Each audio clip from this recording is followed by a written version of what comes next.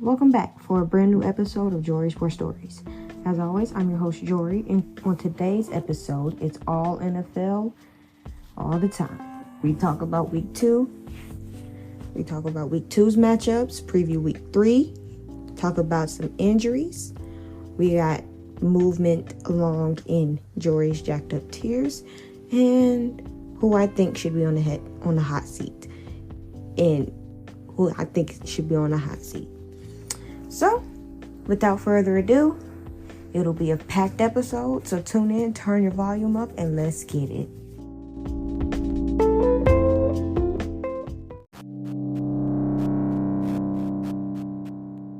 Like I said, it's all NFL all the time, and on today's docket, we got our week 2 rundown and analysis, injury mania, jacked up tiers, what I like to call head coach heat wave headquarters, because it should be filling up right about now, some surprises and disappointments, and more. This is a fun-filled episode / segment, but let's get into it.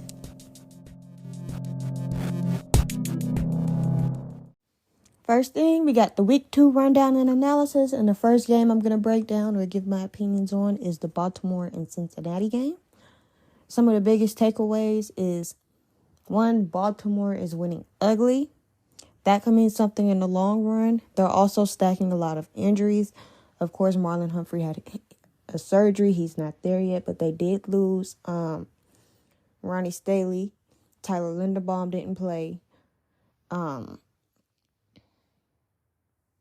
They got some injuries piling up. Lamar doesn't need to necessarily play perfect for them to have a chance anymore, which is an improvement. And the Lamar, Zay Flowers is developing rather quickly, which if you're a Ravens fan, you'd love to see. And of course, Baltimore and injuries equals synonymous. They're synonymous with each other. And they're 2-0. So hopefully, for the sake of Ravens fans everywhere, that the Baltimore Ravens can keep it up. I hope they don't, but that's just me. But they look really good right now. Cincinnati, on the other hand, is in some real trouble. First, they're 0-2. Second, they're 0-2 in the division, and division games are like a game and a half, a game and 3 quarters. 3, Joe Burrow re-aggravated his injury. His calf could linger all season. Cincinnati's O-line, whether they like to admit it or not, it is still kind of suspect. It's whether they like to admit it or not, it's still kind of questionable. And the thing is, Cincinnati always starts slow. So I don't think it's something we need to worry about. But if they lose this next game, it is going to be tough to go 0-3. And 2 of those losses are in the division. And the division is going to slowly start to get away from you because those teams in the division, like the Browns and the Ravens, look good. And then the Browns and the Steelers just won not too long ago that game. And that was a slugfest. You know how the AFC North likes to beat up on each other. So that goes as to playing a part of the division standing. So it's like with the Bengals, if they don't win this game versus whoever they play, they will be in trouble. And it's also not hard to see them going 0-3 because they don't play nearly as well as they do when they have Joe Burrow. So they go 0-3. It's safe to say that they're done.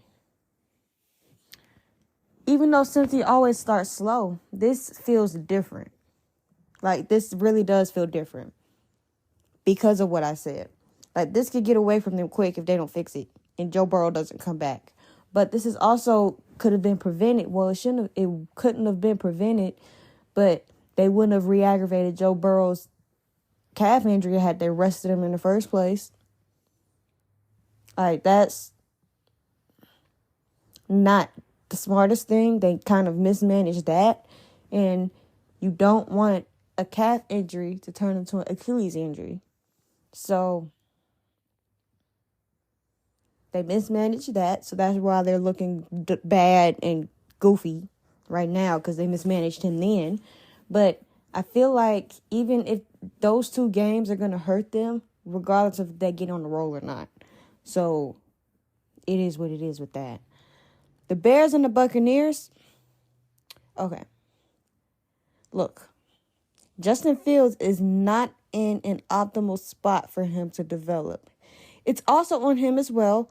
We'll get on to what he said and everything in a minute. Time is ticking. And at least Chase Claypool tried. He had a really big penalty in that game. He also got into the end zone. That defense is suspect. That offensive line is still rubbish. Justin Fields isn't seeing the field very well. He's hesitating to pull it. He's hesitating to take off. It's trash. He didn't show us this last year. This is a visual regression. I don't know what's going on in Chicago. We'll talk about that in a second. Baker Mayfield is still not that good. I want everybody to know that. He's still not that good. He's great versus bad teams. Now, the Buccaneers play the Eagles next. You better hope Baker don't have a bad day. And if the Buccaneers don't re-sign Mike Evans, they're going to regret it if they let him walk into free agency. That defense is still stout, but it's definitely not what it used to be, though. Let's just put that out there. The Raiders and the Bills. Of course, the Bills would bounce back like that. Josh Allen is still way too turnover prone for comfort. They finally decided to run the ball with a running back, not their quarterback.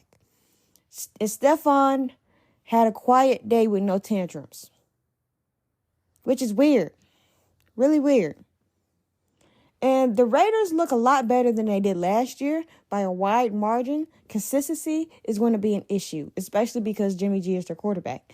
Las Vegas doesn't have a defense minus Max Crosby. I don't know what they got going on with Chandler Jones. He flew off the handle and won't be playing, safe to say. But there's a door open for his return. I don't think he can. I don't see how they would let him back with how bad. I don't see a way for him to come back, seeing how bad he's flown off the handle. Jimmy G is decent. There's a whole experience with him. The Raider fans, you're going to have a whole Jimmy G experience. Josh Jacobs is the key to success. Devontae Adams is key number 2. They still have like Foster Moreau and some other weapons, but they're not really weapons. They're just players. They're just guys. Okay? The Falcons and the Packers. There are and should be still questions about Desmond Ridder, who wasn't horrible. He just doesn't flash. I still don't know what Desmond Ridder is. He still screams average to me. But the way Arthur Smith likes to call plays and how he schemes and how he runs his offenses, he doesn't need he doesn't necessarily need an elite quarterback, but the city of Atlanta deserves one. And they're not getting one right now. The Bijan Tyler running back duo could be very dangerous to stop. Defense, it does leave a little bit to be desired, like getting to the quarterback. But it has improved clearly. This team can now win from behind as well. That's something about the Falcons that everybody has questioned has questioned for a few years. Can they win from behind? Answer is yes. Okay. Jordan Love has clearly learned from Aaron Rodgers. He's had some of the same mechanics. The Packers' defense in stopping the run is an issue. Matt LaFleur looked absolutely clueless in the second half, but we know that the Packers should get it together. They need Christian Watson. They need David Bakhtiari. Titans, Chargers. Brandon Staley. I just want to make this known. Brandon Staley is wasting Justin Herbert's prime. He's not a good coach. Your situational defense is non-existent. And Staley is a defensive head coach. I mean, I'm not tripping about it because my team won at the end of the day. But yeah, Ryan Tannehill made up for week 1. My defense is something else, especially with my defensive line. Watch for Derek and Tajay. That duo is bound to pop off one of these weeks.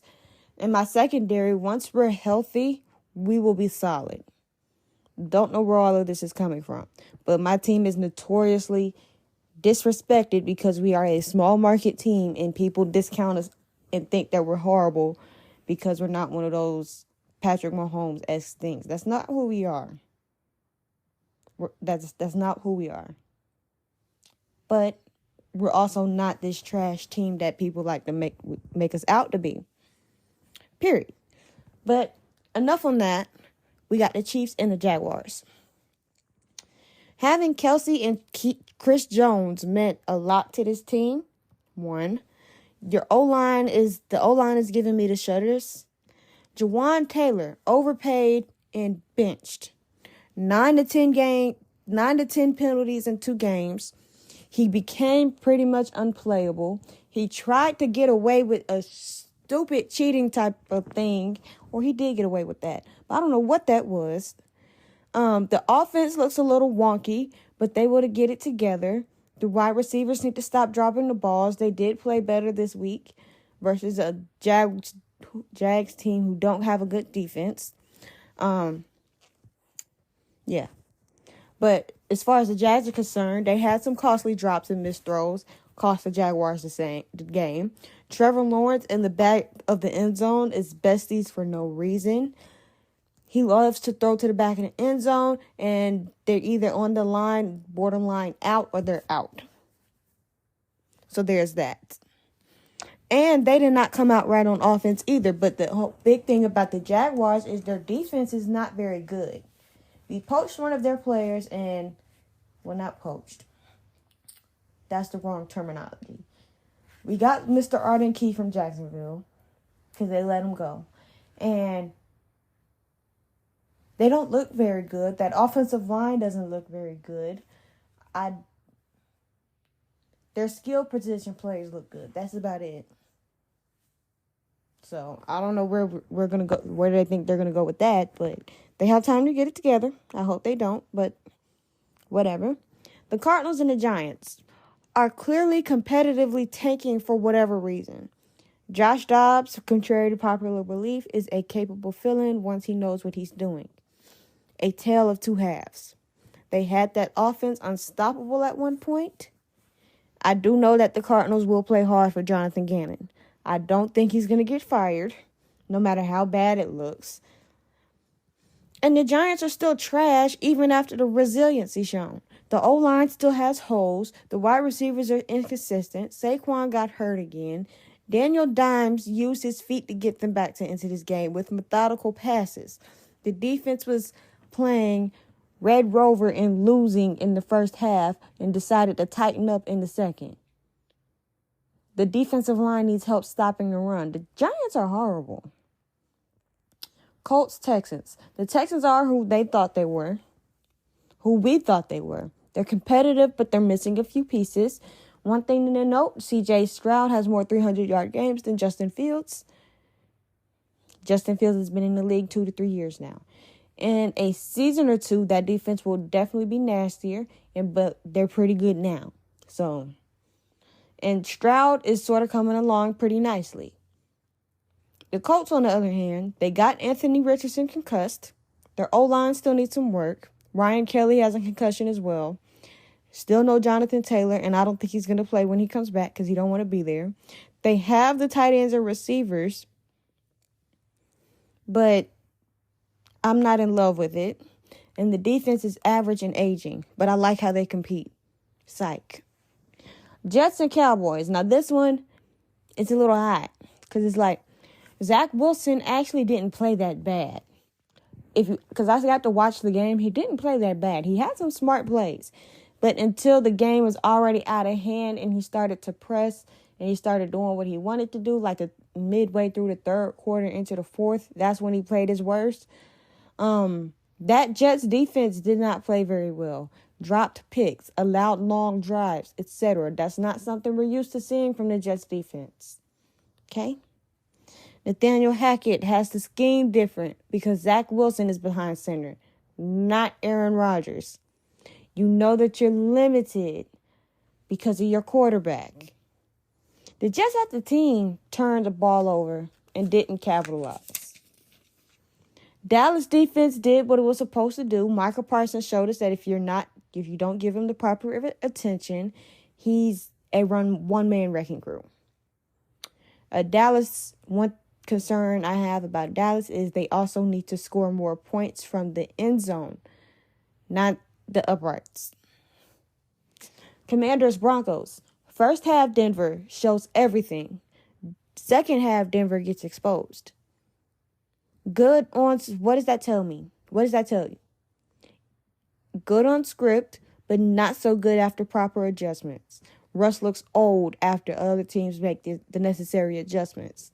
Denver's defense isn't as stout as it usually is, especially when it comes to rushing the passer and stopping the run.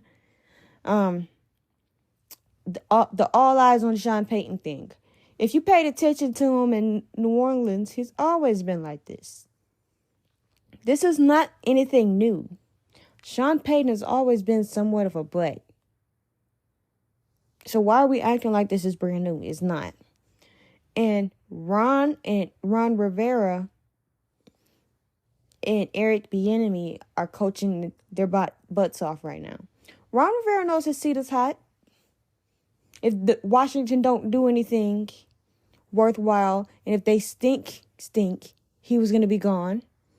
I like Sam Howell. He isn't too shabby. He's a good, decent, he's average to an above average quarterback. He's very capable. The run game with Washington is decent with Brian Robinson and the other dude. They won the turnover margin. So even though I don't know any of their secondary, they did a pretty decent job with picking off Russell Wilson, as much as that could be low-hanging fruit. But they're not a flashy team, but they're a good team regardless. Now, we got the Dolphins and the Patriots. Patriots need to eliminate these slow starts and dumb turnovers. They do have a good team. Not in love with the receivers, but they'll do. One thing that I do notice is that Mac Jones and Kendrick Bourne, good things tend to happen when those two link up. Defense is taking some injuries, but they made Tua look more human instead of like an enigma. As far as the Dolphins, their defense will get better. Tua upright is the key to their success, which is something that we all knew. Tua and Mike had similar stats that game. So I don't know why people were ragging on Mac and saying he's not a good quarterback, but him and Tua had similar stats. They both turned the ball over once. The only thing that really separated these two teams was the wide receivers. Could be a red flag, though. Yeah. As far as Dolphins is concerned. And the Saints and Panthers, the Saints defense is still solid. We finally got to see Michael Thomas and Chris Olave play together. Derek Carr is playing better, but I really can't rally around him. He's going to do the Derek Carr type of thing and turn the ball over. He has one of those games in him. He has it in his system. He's going to do that, and it's going to be right when I wrap my hands around him. I just can't embrace Derek Carr. I don't know what's the issue with that. But the Panthers can't protect Bryce Young, which is why he's hurt now. I'll be honest, Bryce Young is not adjusting to game speed very well. I thought they had decent pieces, but they don't fit. They don't look like they fit. And the defense is cracking too. So, I don't know how the Carolina Panthers are just a bad team. Let's just put it at that. And we're going to talk about injury mania. I'm going to just go through some of the injuries out for the year. Nick Chubb. Now, that knee, we know he tore his MCL. I'm not surprised if he tore something else up in there, because that was a very nasty injury. And people were tweeting it and retweeting it. I'm like, I don't want to see that. Because every time I would see it, it just made me shudder. It was one of those types of injuries. It just make you a little, oof, chill. And the injury that really devastated the Jets and pretty much took their season with it is the Aaron Rodgers torn Achilles.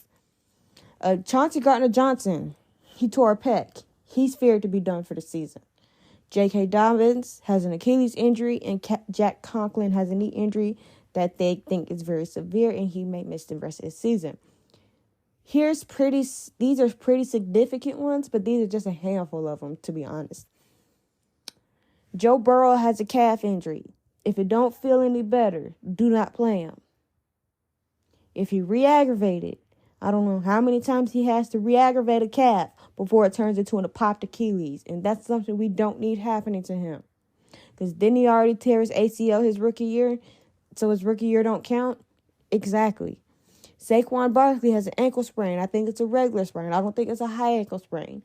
But without Saquon for at least the next 2 to 3 weeks, it's going to be very hard knowing the Giants' schedule. Cooper Kupp has a hamstring. He's questionable. He should be on his way back. Marcus Jones has a shoulder. I fear he's done for the year. And Ronnie Staley, he's been out for a minute. I don't know what's going on that case. But the injury bug is really rampant this year, early into the year. Stars are getting hurt. Major injuries keep occurring, like Achilles, pecs, stuff like that. Earlier, I'm not sure what that is, but yeah. And now we're going to talk about some mismanagement. Like I said, Cincinnati should have rested Burrow for 1 or 2 more games. He re-aggravated his calf. I don't want this calf muscle or whatever part of the calf it is to keep re-aggravating it and getting on his nerve. Because one thing we know about calf injuries, they will linger, and they will linger long enough that they'll turn into an Achilles injury, and then he'll be out of luck. So they should have ate the 2 losses, and then by the time they brought Joe Burrow back, he would have been completely healthy, and they would have been on the run. So there's that. Next, we got for Jori's Jacked Up Tears, and for my J-Dubs Juggernauts, we have the Philadelphia Eagles, the Miami Dolphins, the San Francisco 49ers, the Dallas Cowboys, the Kansas City Chiefs, and the Baltimore Ravens. We got the Just Can't Miss Them crew, which is a tad under the Juggernauts. We got the Falcons, Bills, Titans, Seahawks, Lions, Commanders, Saints, Vikings, and Rams. We have the Jori's Jump Starts, average to slightly below average. We have the Raiders, the Bengals, the Jets, the Patriots, the Broncos, the Chargers, then the Jaguars. And then we have our Junkyard crew, which is the Carolina Panthers, the Arizona Cardinals, New York Giants, Chicago Bears, Indianapolis Colts, and the Houston Texans. Not disclosed is the Cleveland Browns, because we don't cover the Browns on this channel. So sorry. I refuse. And we got our head coach heat wave headquarters. Piping hot should be Brandon Staley. Defensive head coach.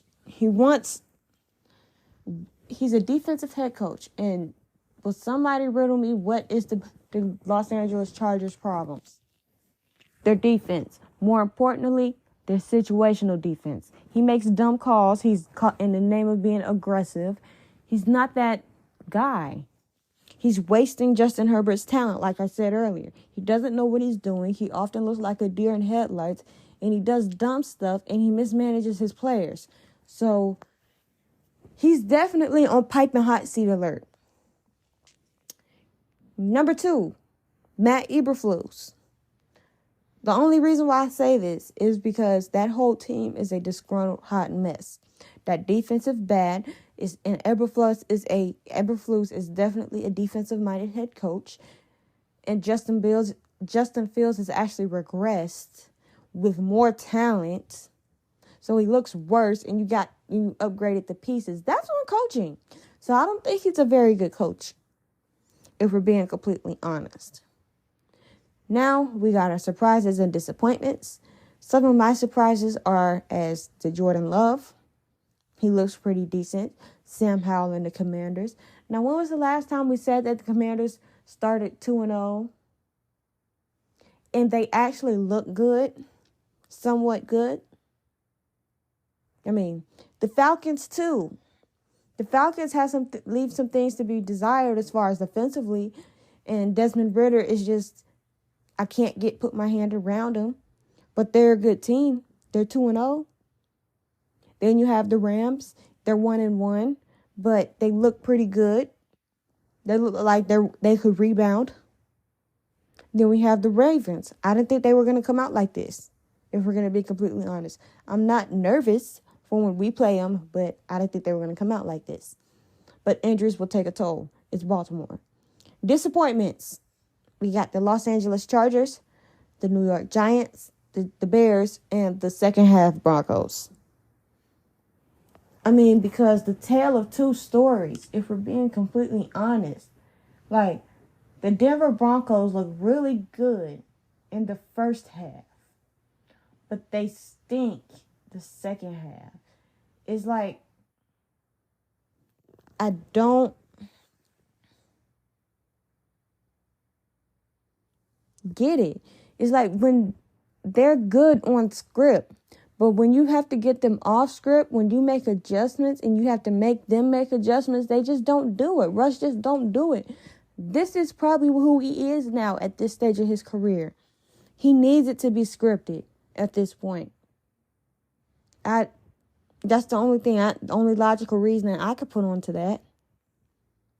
And some of the headlines as far as week 3, as we go through, is that the Chargers-Viking games will have huge implications, both 0-2. Playoffs have vanished at 0-3. If New England got out of their own way faster, they'd be a lot better. They have an opportunity to do that against the Jets. Denver is two completely different teams. I just spoke on that. I don't think I need to speak on that anymore. And Carolina definitely needs to be careful with Bryce Young, because Bryce Young is already hurt. He already has an ankle injury. There's no line to protect him. You got these pieces around him that don't necessarily fit, if you ask me. And your defense is on the field way too often, and they're already trash. So why would you wear them out in their trash? Yeah, Justin is not all like,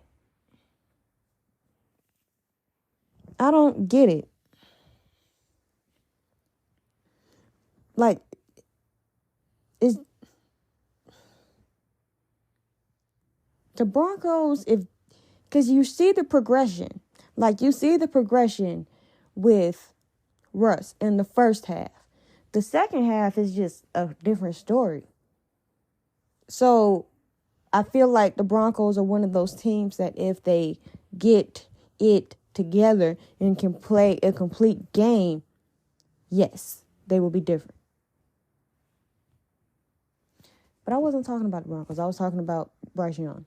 But, yeah, Carolina is going to continue to get Bryce Young hurt as far as they don't protect him. Desmond Ridder needs to do something completely different. Like, he needs to do something, not completely different. He just needs to do something, period. You guys got to excuse me. It's 10 o'clock at night, and I'm tired. It's been a weekend, but, yeah. He needs to do something. He doesn't flash off the screen, if we're being completely honest. And my Tennessee Titans look better than what most people think, if we're being completely honest.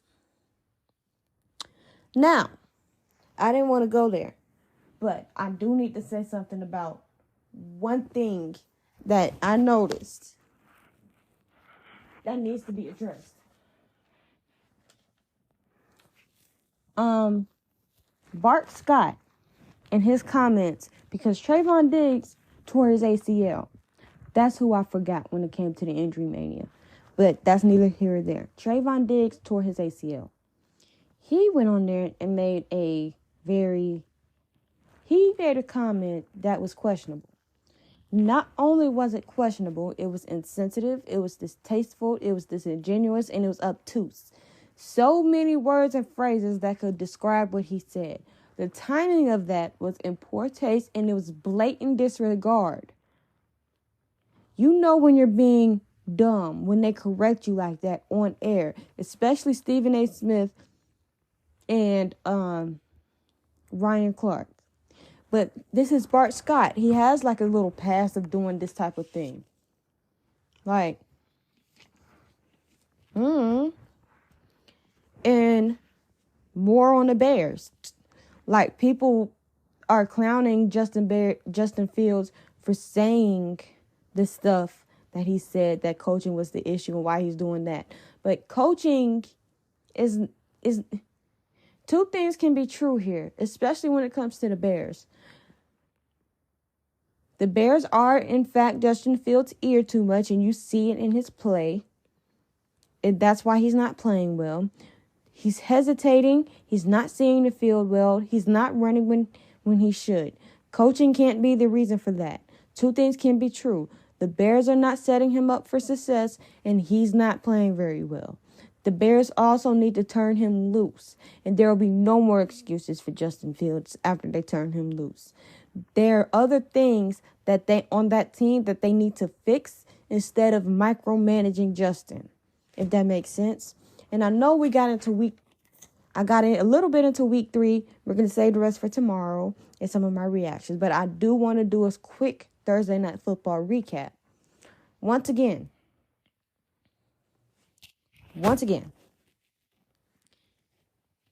I told y'all that I was going to miss Saquon. The New York Giants are missing Saquon. They don't look the same.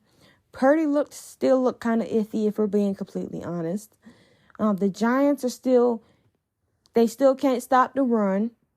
The 49ers defense is something else.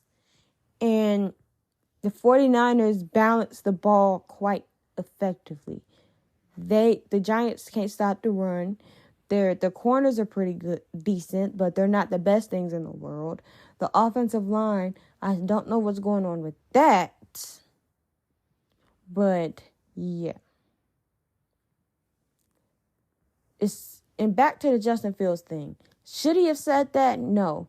But we're all taking this into consideration. This is like out of proportion. I understand it's like you're blaming your coach and you're throwing people under the bus.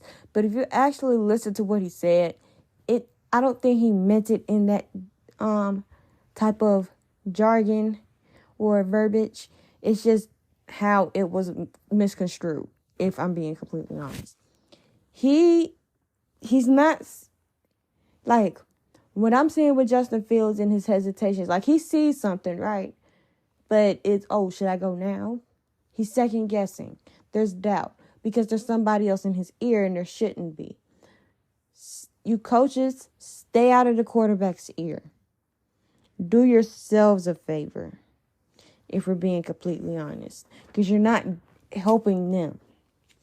And you're not helping your case when you're in somebody's ear and they don't get to make their own mistakes and get a feel for it. So yes, back to what I'm saying, Justin Fields needs to be turned loose by the Bears. Either they allow him to just run to run the offense like he sees fit and take the gutter off, or you let him go be free somewhere else. Like, I feel like somebody else would give Justin Fields a chance, but you either make it work around him or you find him another home. The Bears haven't done enough. Period.